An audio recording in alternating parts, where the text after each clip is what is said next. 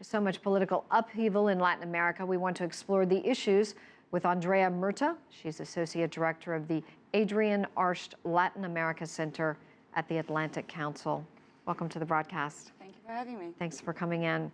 I remember when all of the scandals started with Dilma Rousseff, people were protesting then, although not as loudly, saying that she could not be impeached. And now the impeachment proceedings have started. That is true. As you mentioned, Susan, there's a lot less people on the streets today than we've seen last year. And I brought some numbers that were very fresh out of the Brazilian press. So in São Paulo, where we had the largest protest, we had 40,000 people on the streets. Last year, there was 135,000.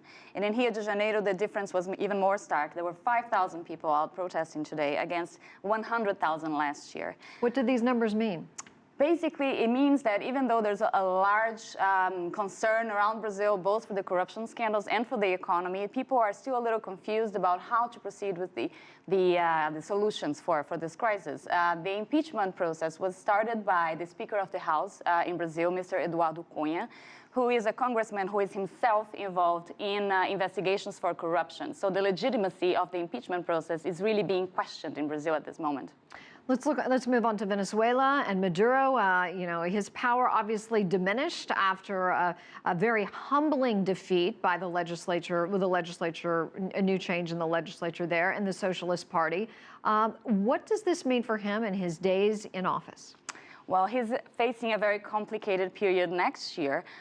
So the opposition in Venezuela won a supermajority in the National Assembly. Starting in January, they are going to have 112 seats. And that means that they can change organic laws, including the Constitution. And they can call for a referendum to keep him in power or oust him, a recall vote. That is something that they still have to decide whether or not they're going to do. And the opposition still has to prove that they can govern before they can proceed with being just an opposition against Maduro at this point. But there's definitely a lot of uncertainty about the future of Venezuela right now. Well, we have a similar situation in Argentina where the new president, Mauricio Macri, he was not Venezuela's president's pick, de Kirchner. It was actually against his candidacy. So what does this say about the state of Argentina right now and what's to come? Well, much similar to what's happening in Brazil and Venezuela in a way. There has been a lot of economic problems in Argentina. Their economic model has been exhausted in a number of fronts. And the people of Argentina are basically saying that they want a new direction for the country, that they want an economy that's facing outwards more than just based on internal collection and commodities exports and the such that has not been working very well for them. And they really picked a candidate that is supposed to bring a whole new direction for the country after 12 years of Kirchner, first Nestor, and then his wife Cristina in power. And for Venezuela, that means one less ally. They're getting increasingly isolated in the region.